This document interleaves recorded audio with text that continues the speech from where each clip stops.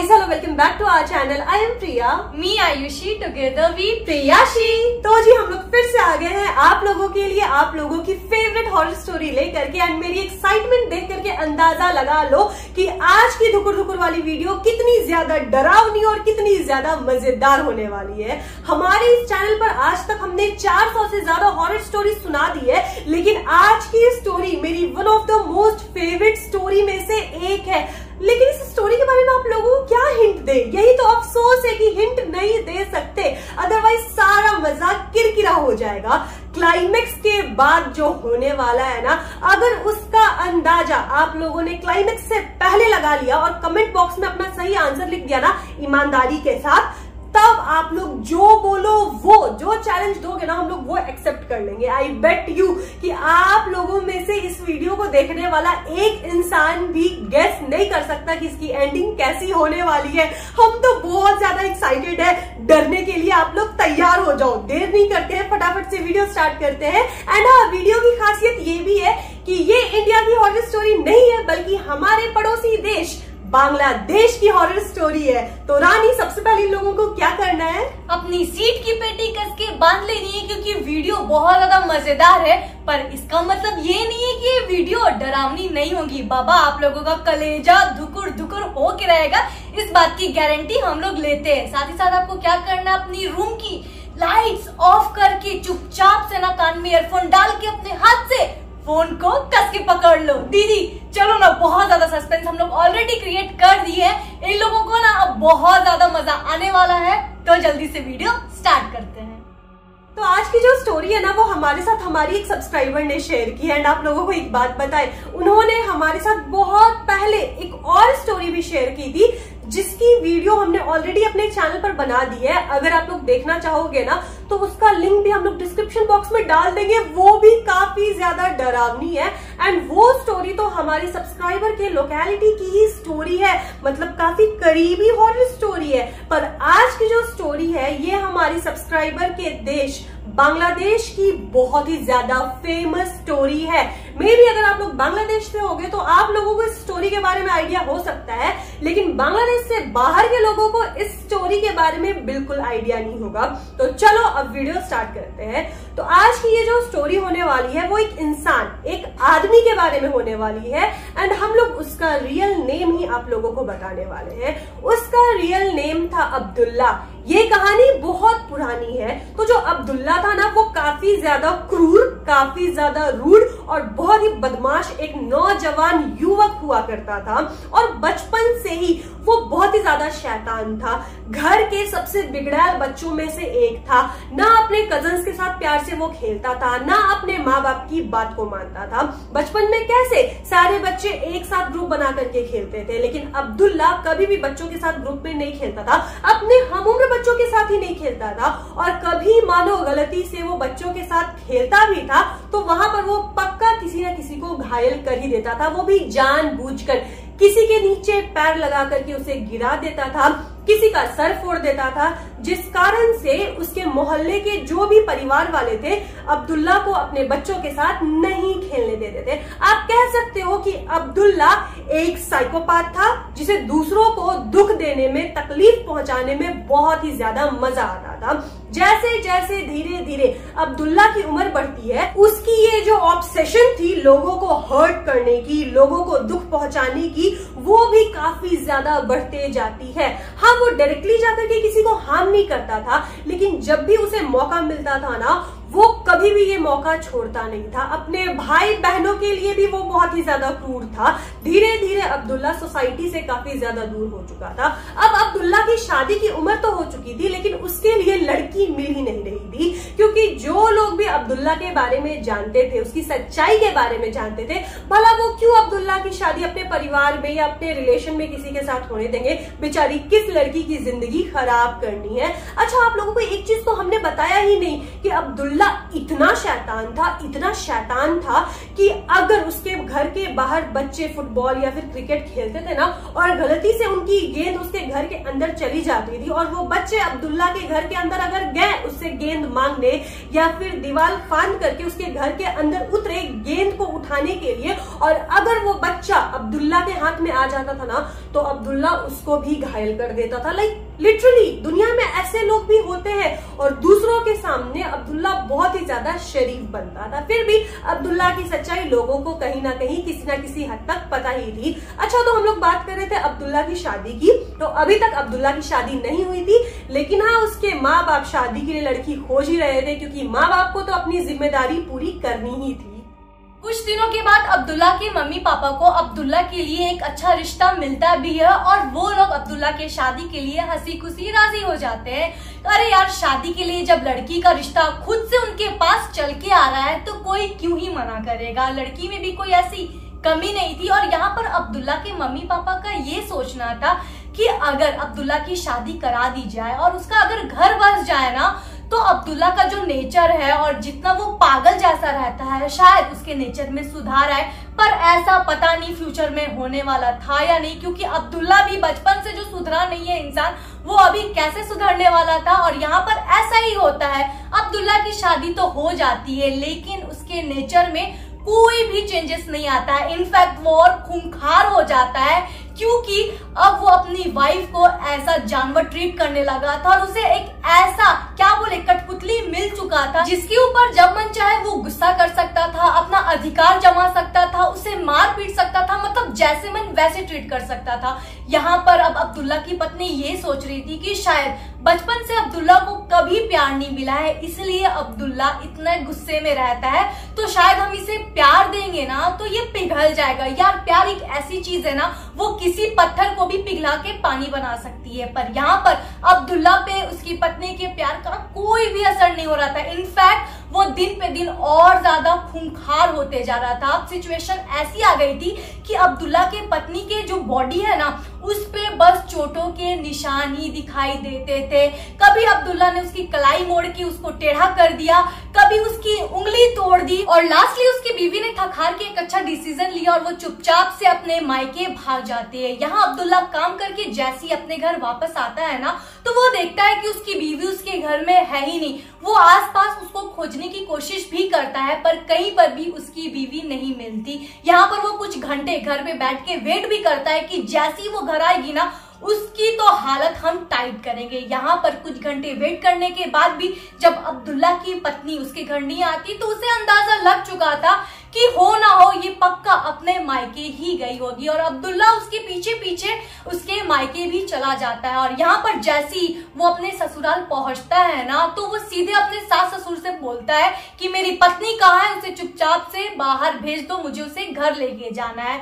यहाँ पर उसकी बात सुन के उसके सास ससुर झूठ बोलते हैं, क्योंकि उन्हें पता था कि अगर मेरी बेटी की सच्चाई हम इसे बता देंगे ना, तो जो हालत में मेरी बच्ची को ये छोड़ा है ना, ये उसे मौत के घाट उतार देगा। क्योंकि अभी तो मेरी बच्ची सांस ले भी रही है ना, इसे वो उस लायक भी नहीं छोड़ेगा। और वो झूठ बोल देते हैं कि नहीं नहीं, हमें नहीं पता हमारी बेटी कहाँ है, वो तुम्हारे घर रहती है ना, तो तुम ही जानो वो कहाँ होगी। और ये चीज सुनने के बाद अब्दुल्ला को कहीं ना कहीं ये अंदाजा हो चुका था कि उसके सास ससुर उससे झूठ बोल रहे हैं और उसे और ज्यादा गुस्सा आ जाता है और वो जबरदस्ती उनके घर घुसने की कोशिश करता है। और जैसे ही वो जोर जबरदस्ती करता है ना, जो उसके पत्नी के 3-4 भाई, ऊपर से उसके पापा थे, अब्दुल्ला को पकड़ के इतना मारते हैं, ऊपर से जाते जाते उसे धमकी भी देते हैं कि आज के बाद तुम मेरी बेटी के आसपास दिखाई भी मत देना। इनफैक्ट इस घर के आसपास दिखाई मत देना, वरना भी तुम चल फिर पा रहे हो ना, तुम्हारे टांगे तोड़ के तुम्हारे हाथों में रख देंगे। अब अब्दुल्ला चुपचाप से अपने घर चला जाता है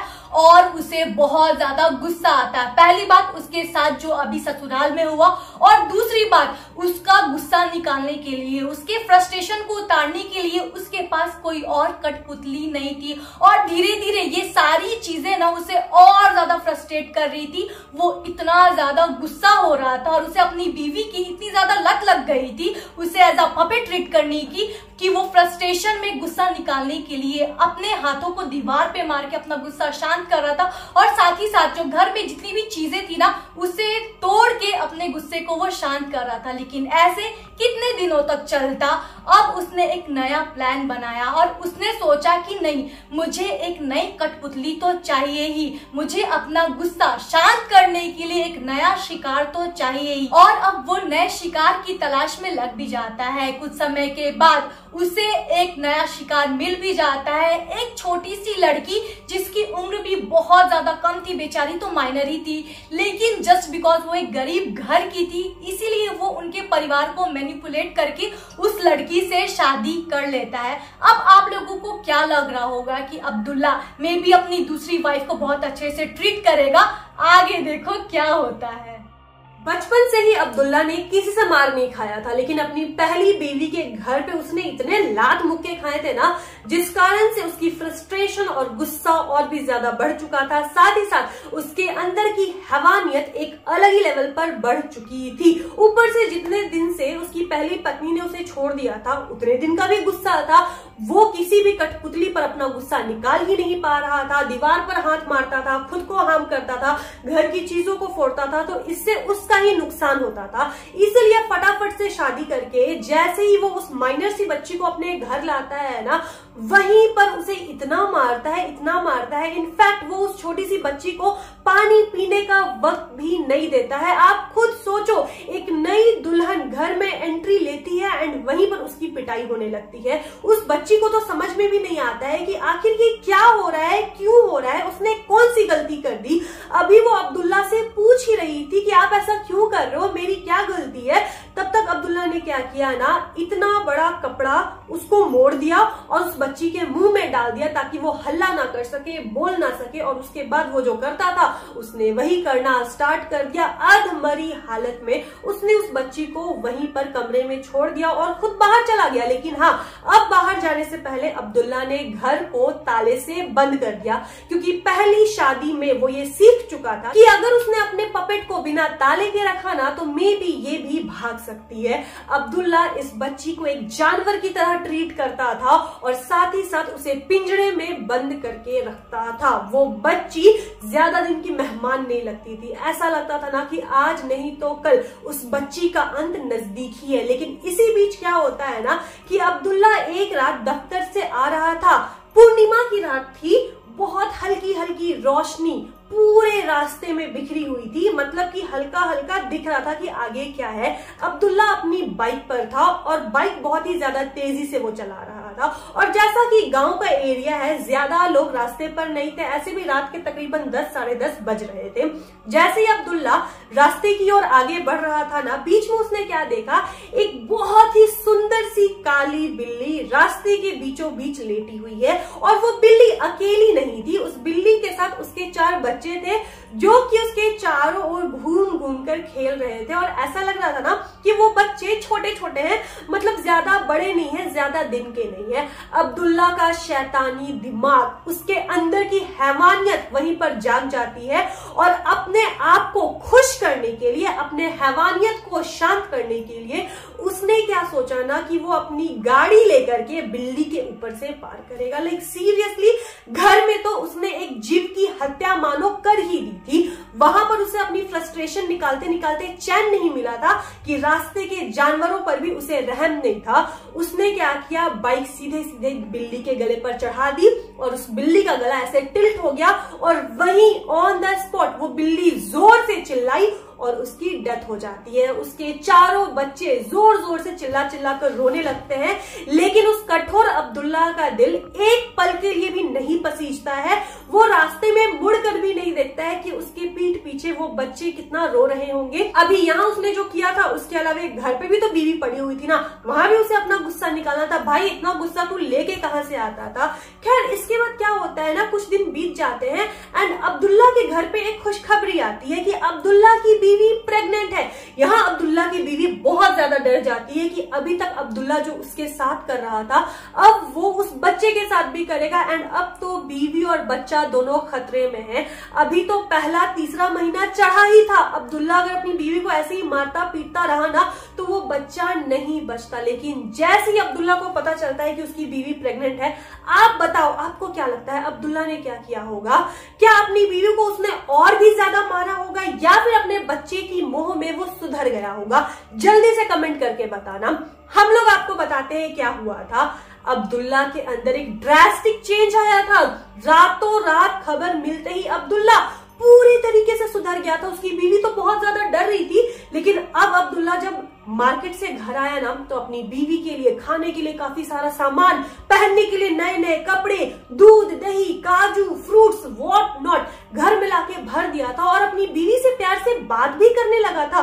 उसकी बीवी को डेली बहुत ज्यादा डर लगता था कि मे भी आज ये प्यार कर रहा है, कब इसका दिमाग खराब हो और कब ये फिर से हमें मारने लगे। लेकिन अब्दुल्ला धीरे धीरे समय के साथ बहुत ही ज्यादा सुधरने लगा था और उसके बिहेवियर में अब सुधार दिख भी रहा था। इनफैक्ट अब तो मोहल्ले में जो बच्चे खेलते थे और खेलते खेलते उनकी गेंद अगर अब्दुल्ला के घर के अंदर आ भी जाए, बच्चे तो डर के मारे जाते नहीं थे उससे मांगने के लिए, लेकिन अब वही अब्दुल्ला जो कि पहले बच्चों को मारता था, खुद से गेंद लाके उन्हें ऑफर करता था कि लो बेटा तुम्हारी गेंद मेरे घर पे आ गई है। इतना ही नहीं, अब अगर बच्चों की गेंद से उसके घर की कांच भी फूट जाती थी तो अब्दुल्ला गुस्सा नहीं करता था।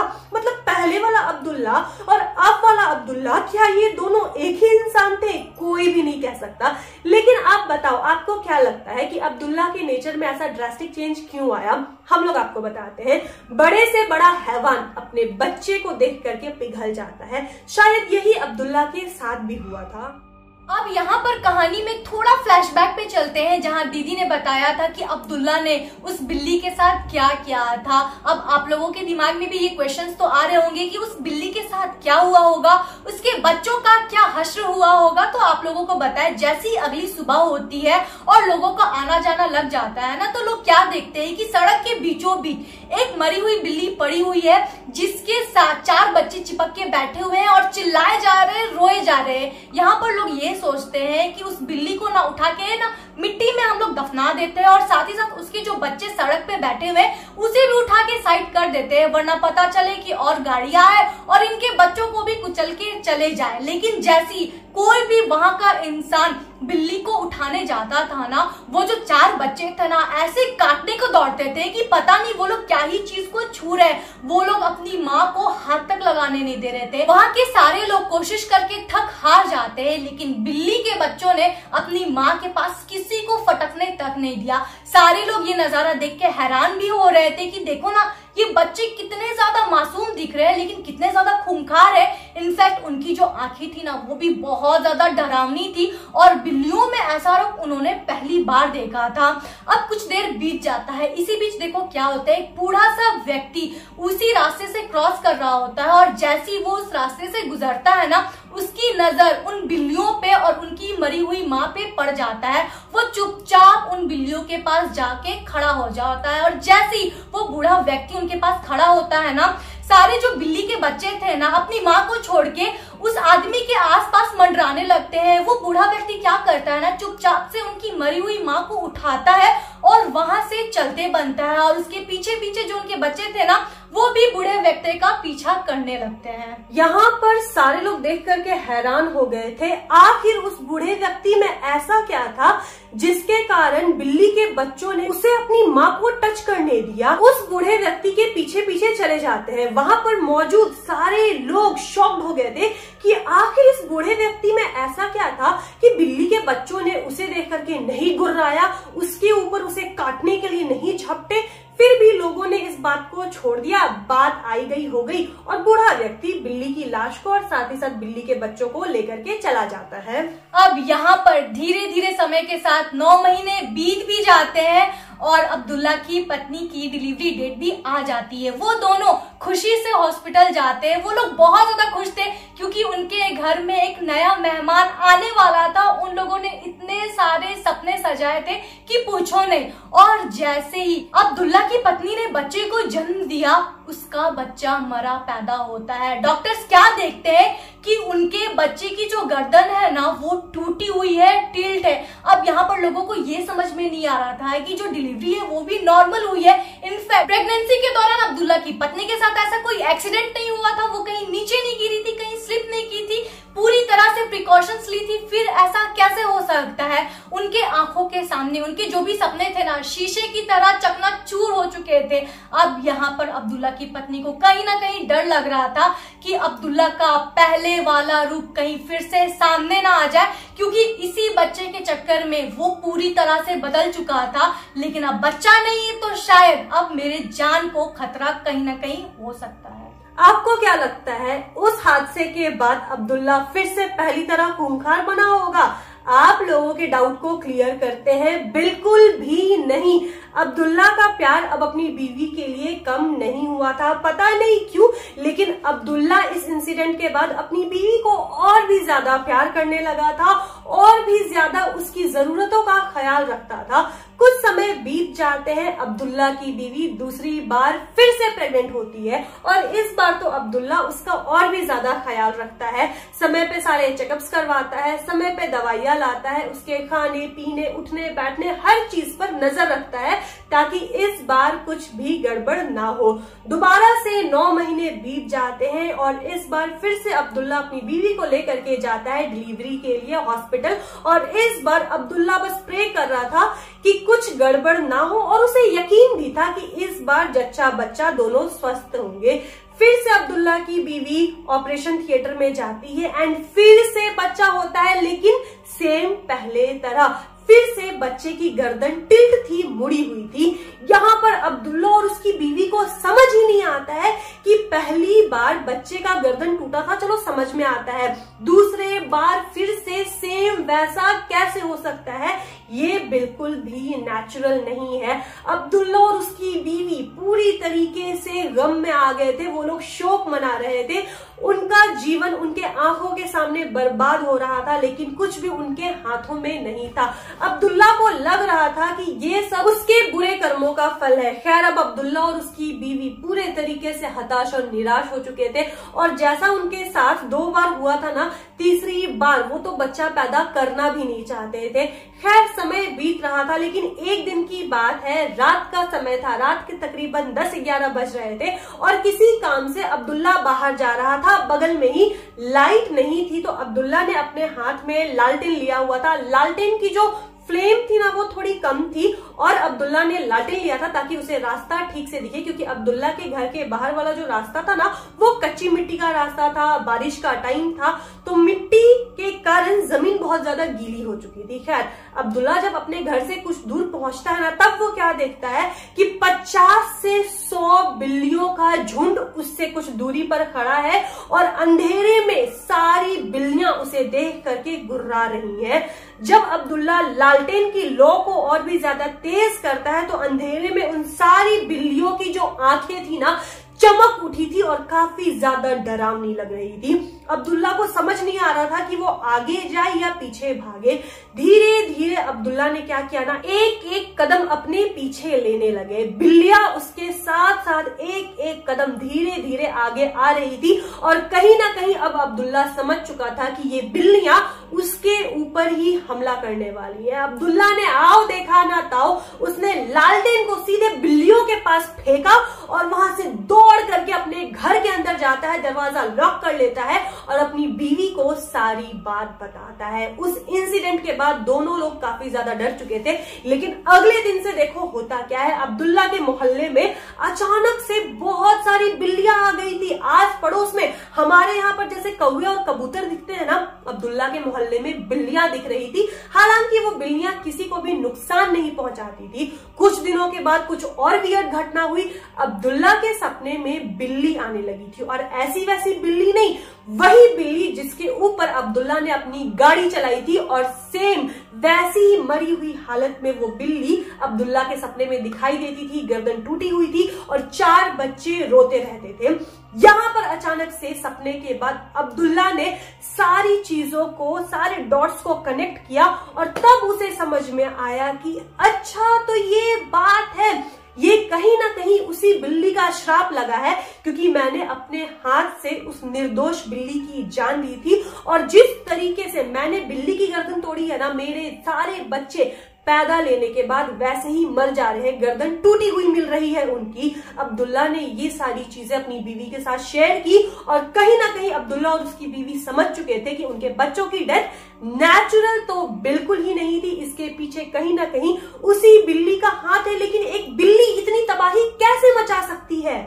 यहाँ अब्दुल्ला की पत्नी ने अब्दुल्ला को समझाते हुए ये कहा कि हमारे घर के बगल में जो मस्जिद है ना, उसी के अंदर एक मौलवी साहब बैठा करते हैं जिसके बारे में हम बहुत सुने हैं। तो एक काम करते हैं, हम दोनों उन्हीं के पास जाते हैं और मदद मांगते हैं। वो दोनों बिना देरी किए तुरंत से मौलवी साहब के पास चले जाते हैं और अब्दुल्ला उनके पास पहुंच के अपनी जो भी परेशानियां है ना वो बताना स्टार्ट कर देता है। जैसे ही अब्दुल्ला बताने लगता है, मौलवी साहब क्या करते हैं, बीच में ही उसे टोक के कहते हैं कि नहीं, मुझे कुछ भी बताने की जरूरत नहीं है, मुझे ऑलरेडी तुम्हारे बारे में सब कुछ पता है। और इसके बाद अब्दुल्ला का कच्चा चिट्ठा खोल के मौलवी साहब ने उसके सामने रख दिया और ये भी बताया कि कैसे अब्दुल्ला ने उस बिल्ली की जान ली थी, कैसे उसने अपने दोनों बच्चों को खोया, इनफैक्ट बिल्लियों ने कैसे उसके ऊपर हमला किया।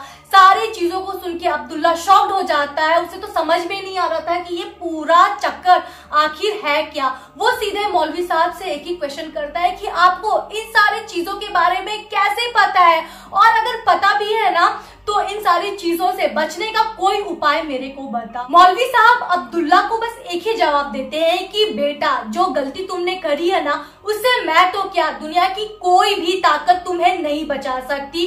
और तुम्हें क्या लगता है, जिस बिल्ली की तुमने हत्या की वो कोई आम बिल्ली थी? बिल्कुल भी नहीं, वो एक बिल्ली के रूप में जिन थी, जिन। और वो कैसी जिन थी दीदी? वो कोई मामूली नहीं बल्कि एक हिन जिन थी। जी हाँ, जिन्नों के टाइप का एक वीडियो हमने बनाया है, अगर आपने नहीं देखा है ना तो उसका लिंक भी डिस्क्रिप्शन बॉक्स में मिल जाएगा। वहां पर हमने बताया है कि हिन जिन क्या होते हैं। तो हिन जिन ऐसे जिन है ना जो किसी भी जानवर का रूप ले लेते हैं और अक्सर जानवरों का रूप लेके ही हमारी इस धरती पे हम इंसानों के बीच में ही रहते हैं। तो आप रास्ते में जो कुत्ते, बिल्ली, चूहे या जिस भी जानवर को देखते हो ना, यू नेवर नो, उसमें से कोई हिन जिन भी हो सकता है। तो संभल करके गाड़ी चलाना।